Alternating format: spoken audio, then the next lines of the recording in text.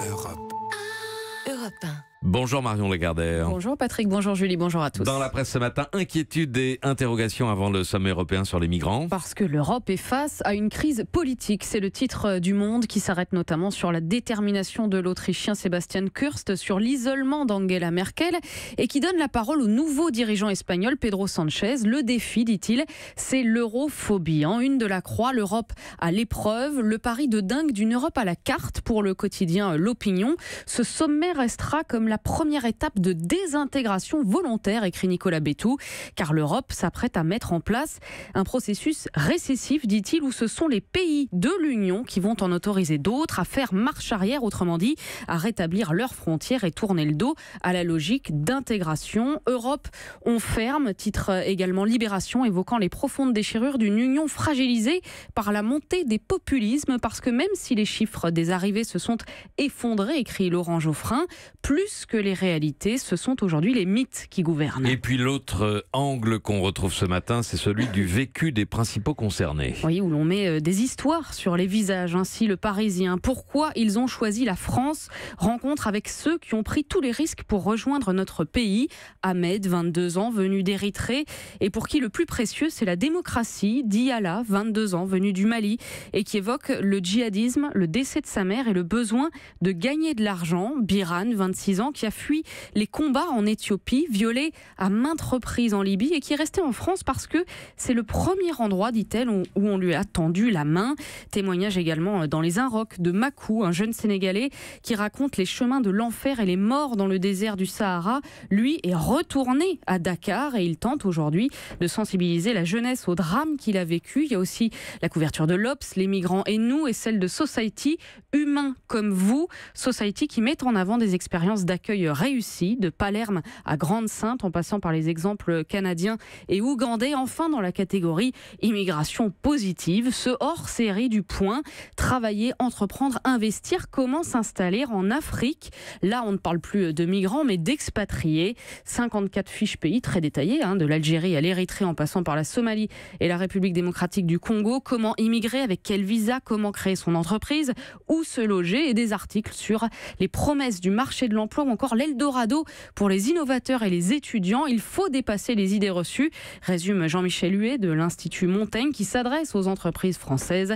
L'Afrique, dit-il, offre des choix qu'on ne trouve plus en Europe. Voilà une autre vision de l'émigration, c'est dans le Point Afrique. Émigration, effectivement. Et puis l'autre sujet qui suscite là aussi bataille de chiffres et arguments, c'est l'abaissement de la vitesse à 80 km/h sur les routes secondaires. Oui, J-3 et dimanche, c'est parti, titre Ouest France. La journaliste Isabelle Sigourat a testé pour vous, verdict. Ce ne sont pas les quelques secondes perdues qui me marquent, dit-elle, mais plutôt les nouveaux risques auxquels on peut être confronté, notamment des dépassements plus dangereux. Même constat sur le site d'information Les Jours, où Sofiane Fanen passe en revue tous les arguments anti-80 km/h. Oui, derrière un camion, certains automobilistes peuvent perdre patience et donc prendre un risque, mais les chiffres le prouvent. Réduire la vitesse réduit le nombre d'accidents.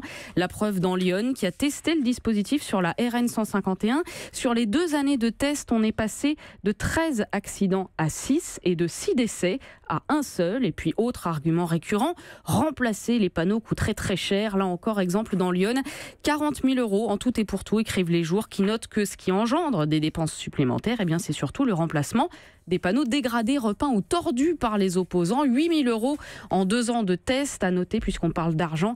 Cette enquête dans Les Échos qui nous disent que ceux pour qui c'est une aubaine, ce sont les exploitants d'assistance à la conduite. 30% de ventes en plus ces dernières semaines, par exemple chez Coyote. Enquête sur le business des outils d'aide à la navigation à lire dans Les Échos. Outils d'aide à la navigation, dites-vous. C'est Les Échos qui le présentent comme ça. Un mythe est tombé hier, celui de l'invincibilité footballistique de l'Allemagne. La fin de cette idée reçue qui veut qu'à la fin, c'est l'Allemagne qui gagne. Un naufrage à tous les étages pour l'équipe qui titre la Bérésina avec une photo de Thomas Müller, main sur les hanches et yeux rougis.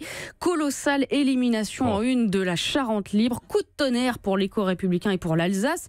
Cet échec n'est pas le fruit du hasard, commente Oliver Kahn dans Le Parisien. Il y a eu trop peu d'envie, notre football n'est pas en forme.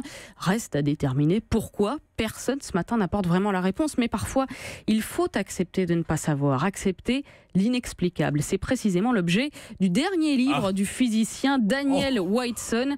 Tout ce que nous ne savons pas encore, le guide de l'univers inconnu, Patrick, article à lire dans Libération pour explorer l'étendue de nos lacunes. Par exemple, de quoi est fait l'univers ? Énergie noire et matière noire n'étant que des hypothèses, ou encore si l'espace est un objet, quelle est sa forme ? Il serait plat, mais force est de constater qu'on ne sait pas pourquoi. De même, qu'est-ce que le temps ? Qu'y avait-il avant le Big Bang ? Ou, ma préférée, l'univers est-il vraiment infini ? Libération qui cite un autre physicien, Étienne Klein.